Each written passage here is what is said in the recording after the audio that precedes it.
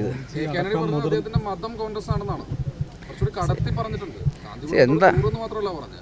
എന്താണ് ഈ കോൺഗ്രസ്? ഇപ്പം ഈ ഗാന്ധിജിയും അവരൊക്കെ ഉണ്ടാക്കിയ കോൺഗ്രസ് ആണോ ഇത്? ഇന്നത്തെ കോൺഗ്രസ് ഒരു കുടുംബത്തിൻ്റെ ഒരു പ്രൈവറ്റ് പ്രോപ്പർട്ടിയായി മാറി കഴിഞ്ഞിരിക്കുന്നു. കുറേ നാളായിട്ട് അത് തന്നെയാണ്. അപ്പോൾ അദ്ദേഹത്തിനോടല്ലേ ചോദിക്കേണ്ടത്, എന്നോടാണോ ചോദിക്കേണ്ടത്?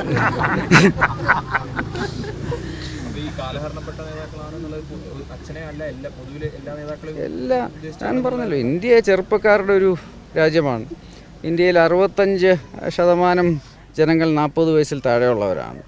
അവരുടെ മീഡിയൻ ഏജ് 27 ഇന്ത്യ ഇന്ന് ഒരു ആസ്പിറേഷണൽ ഇന്ത്യയാണ്.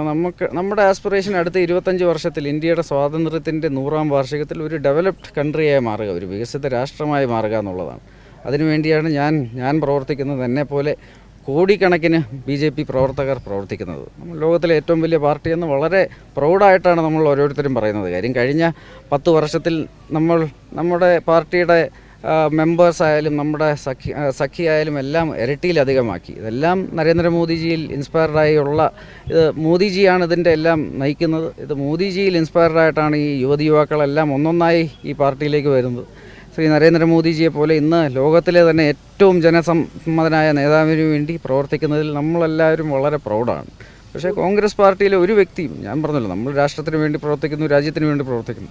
ഈ കോൺഗ്രസ് പാർട്ടിയിൽ ഇന്ന് അവർ ഗാന്ധി കുടുംബത്തിന് വേണ്ടിയാണ്, നമ്മുടെ കൂറ് ഗാന്ധി കുടുംബത്തോടാണ് എന്നൊക്കെ പറയുമ്പോൾ ജനങ്ങളത് അംഗീകരിക്കില്ല. ഇത് കാരണമാണ് ഞാൻ പിന്നെയും പറയുന്നത്. കഴിഞ്ഞ 2 തെരഞ്ഞെടുപ്പിൽ ഞാൻ ചുമ്മാ അത് പറയുന്നതല്ല. കഴിഞ്ഞ 2 തെരഞ്ഞെടുപ്പിൽ ഇന്ത്യയിലെ കോടിക്കണക്കിന് ജനങ്ങൾ പറഞ്ഞത് ഞാൻ ഒരിക്കൽ കൂടെ പറയുന്നു. അതായത് 2014-ലും 2019-ലും നരേന്ദ്രമോദിജി നയിക്കുന്ന ഭാരതീയ ജനതാ പാർട്ടി പൂർണ്ണ ഭൂരിപക്ഷത്തോടെ വിജയിച്ചു.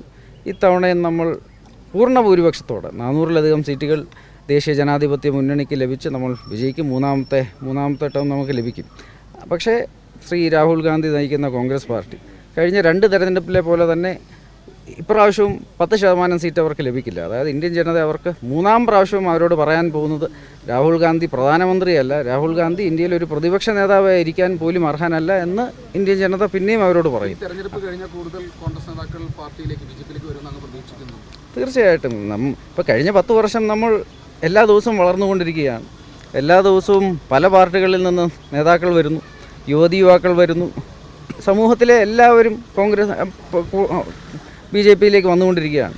ഈ തെരഞ്ഞെടുപ്പ് കഴിയുമ്പോഴും ഇനിയുള്ള കാലങ്ങളിലും കൂടുതൽ ആൾക്കാർ BJPയിലേക്ക് പ്രവേശിക്കുമെന്നുള്ള കാര്യത്തിൽ ഒരു സംശയവുമില്ല. കാര്യം ഇവരെല്ലാവരും ഇന്ന് ഇന്ത്യയിൽ കാശ്മീർ മുതൽ കന്യാകുമാരി വരെ, കച്ച് മുതൽ കാമരൂപം വരെ ഇന്ത്യയിലെ എല്ലാ സംസ്ഥാനങ്ങളിലുള്ള ജനങ്ങൾക്ക് ശ്രീ നരേന്ദ്രമോദിജിയുടെ ലോങ് ടേം വിഷനിലും അദ്ദേഹത്തിൻ്റെ നേതൃത്വത്തിലും പൂർണ്ണ വിശ്വാസമുണ്ട്. ഇതുപോലെ വിശ്വാസമുള്ള മറ്റൊരു നേതാവ് ഇന്ന് ഇന്ത്യയിലില്ല.